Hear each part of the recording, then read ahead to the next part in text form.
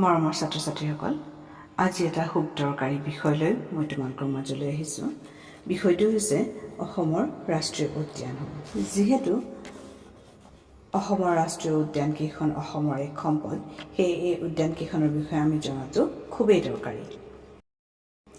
বিভিন্ন প্ৰতিযোগিতামূলক পৰীক্ষাটোত এই ৰাষ্ট্ৰীয় উদ্যানসমূহৰ বিষয়ে বিভিন্ন প্ৰশ্ন সোধা দেখা যায়। গতিকে যিসকলে প্ৰতিযোগিতামূলক পৰীক্ষাত অৱতীৰ্ণ হ'ব বিচাৰিছা সেইসকলৰ বাবেও এই ভিডিঅ'টি সহায়ক হ'ব বুলি মই আশা কৰিছোঁ। তেন্তে আহা আমি আগবাঢ়ো।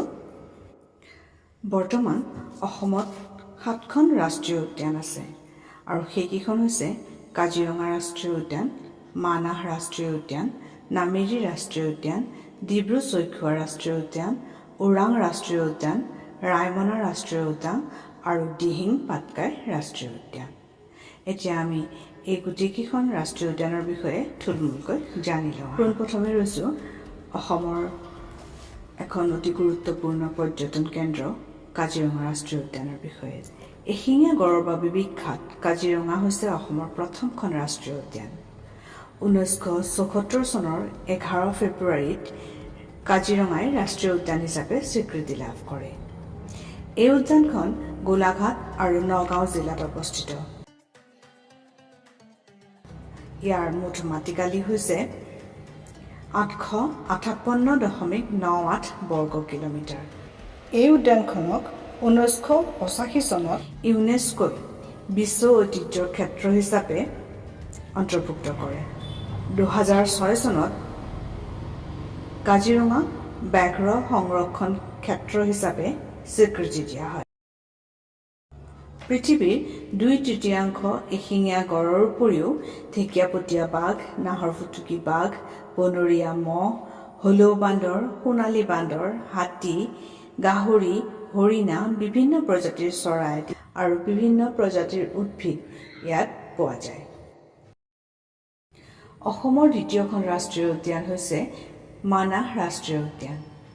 এই উদ্যানখন ভূটানৰ পাদদেশত অসমৰ বাক্সা জিলাত অৱস্থিত। ইয়াৰ মুঠ মাটিকালি হৈছে 500 বৰ্গ কিলোমিটাৰ। 1973 চনত লুপ্তপ্ৰায় ঢেকীয়াপতীয়া বাঘৰ সংৰক্ষণৰ বাবে মানাহ ৰাষ্ট্ৰীয় উদ্যানক ব্যাঘ্ৰ প্ৰকল্প হিচাপে ঘোষণা কৰা হয়। 1985 চনত ইউনেস্কোই মানাহক বিশ্ব ঐতিহ্য ক্ষেত্ৰ হিচাপে অন্তৰ্ভুক্ত কৰে।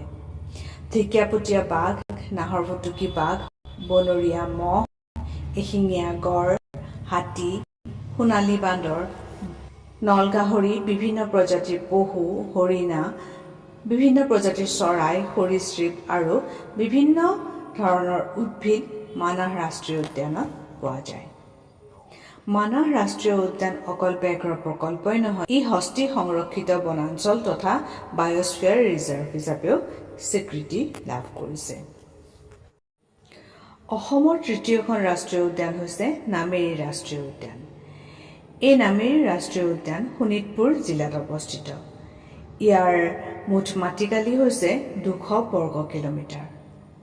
নামেৰি ৰাষ্ট্ৰীয় উদ্যান 1978 চনৰ 17 অক্টোবৰত সংৰক্ষিত বনাঞ্চল হিচাপে স্বীকৃতি লাভ কৰে। 1985 চনত অভয়াৰণ্য হিচাপে স্বীকৃতি লাভ কৰে আৰু 1998 চনৰ 15 নৱেম্বৰত ৰাষ্ট্ৰীয় উদ্যান হিচাপে স্বীকৃতি লাভ কৰে। এই উদ্যানখনতো ঢেকীয়াপতীয়া বাঘ, নাহৰফুটুকী বাঘ, হাতী, নলগাহৰি, বনৰীয়া গাহৰি, ভালুক, হৰিণ, বান্দৰ আদি বিভিন্ন প্ৰকাৰৰ জীৱ-জন্তু পোৱা যায়। আপুৰুগীয়া দেওহাঁহৰ লগতে বিভিন্ন প্ৰজাতিৰ পক্ষীও ইয়াত পোৱা যায়। নামেৰি ৰাষ্ট্ৰীয় উদ্যানখন হৈছে দ্বিতীয়খন ব্যাঘ্ৰ সংৰক্ষিত বনাঞ্চল। অসমৰ চতুৰ্থখন ৰাষ্ট্ৰীয় উদ্যান হৈছে ডিব্ৰু-চৈখোৱা ৰাষ্ট্ৰীয় উদ্যান। ই তিনিচুকীয়া আৰু ডিব্ৰুগড় জিলাত ব্ৰহ্মপুত্ৰৰ দক্ষিণ পাৰে অৱস্থিত। ইয়াৰ মাটিকালি হৈছে প্ৰায় 340 বৰ্গ কিলোমিটাৰ। 1995 চনত অভয়াৰণ্যৰ স্বীকৃতি লাভ কৰা ডিব্ৰু-চৈখোৱা ৰাষ্ট্ৰীয় উদ্যানে 1999 চনত ৰাষ্ট্ৰীয় উদ্যানৰ স্বীকৃতি লাভ কৰে। এইখন ৰাষ্ট্ৰীয় উদ্যান বনৰীয়া ঘোঁৰাৰ বাবে বিখ্যাত। ইয়াত অসমৰ ৰাজ্যিক চৰাই দেওহাঁহ, লুপ্তপ্ৰায় শিহু, বাঘ, হাতী, মহ, বান্দৰ আদি পোৱাৰ উপৰিও 385টা প্ৰজাতিৰ পক্ষী আৰু বিভিন্ন উদ্ভিদ পোৱা যায়।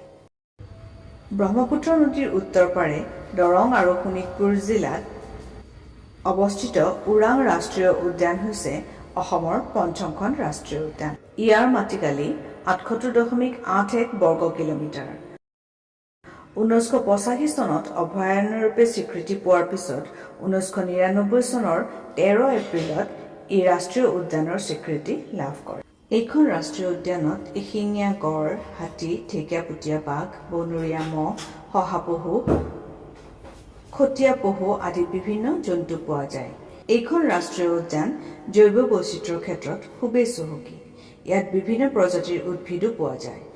ওৰাং ৰাষ্ট্ৰীয় উদ্যানক মিনি কাজিৰঙা বুলি কোৱা হয়।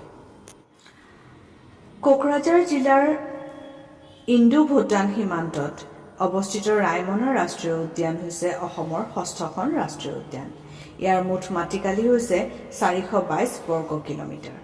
ৰাইমনা সংৰক্ষিত বনাঞ্চলে 2021 চনৰ 9 জুনত ৰাষ্ট্ৰীয় উদ্যানৰ স্বীকৃতি লাভ কৰে। ইয়াত হাতী, নাহৰফুটুকী বাঘ, ফুটুকী হৰিণ আদি বিভিন্ন জন্তু পোৱা যায় যদিও ইয়াৰ প্ৰধান আকৰ্ষণ হৈছে সোণালী বান্দৰ। তাৰ উপৰিও প্ৰায় 170টা প্ৰজাতিৰ চৰাই আৰু 380টা প্ৰজাতিৰ উদ্ভিদো ইয়াত পোৱা যায়। অসমৰ 7মখন ৰাষ্ট্ৰীয় উদ্যান হৈছে দিহিং পাটকাই ৰাষ্ট্ৰীয় উদ্যান। এইখন ৰাষ্ট্ৰীয় উদ্যান ডিব্ৰুগড় আৰু তিনিচুকীয়া জিলাত অৱস্থিত। ইয়াৰ মুঠ মাটিকালি হৈছে 234.26 বৰ্গ কিলোমিটাৰ। 2004 চনতে বন্যপ্ৰাণী অভয়াৰণ্য ৰূপে স্বীকৃতি পোৱা দিহিং পাটকাইয়ে 2021 চনৰ 9 জুনত ৰাষ্ট্ৰীয় উদ্যানৰ স্বীকৃতি লাভ কৰে। জৈৱ বৈচিত্ৰ্যৰে ভৰপূৰ দিহিং পাটকাই ৰাষ্ট্ৰীয় উদ্যানখনত বৰ্ষাৰণ্য ৰূপে পৰিচিত। ইয়াত বিভিন্ন প্ৰজাতিৰ উদ্ভিদ, পক্ষী, সৰীসৃপ, পখিলা আদি দেখা যায়। ঢেকীয়াপতীয়া বাঘ, নাহৰফুটুকী বাঘ, লাজুকী বান্দৰ, হাতী, বিভিন্ন পহু আদি ইয়াত দেখিবলৈ পোৱা যায়। দিহিং পাটকাই ৰাষ্ট্ৰীয় উদ্যানক পূবৰ আমাজন বুলিও কোৱা হয়।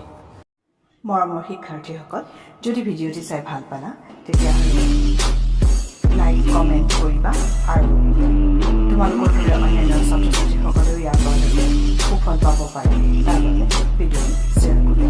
ভিডিঅ'টি চোৱাৰ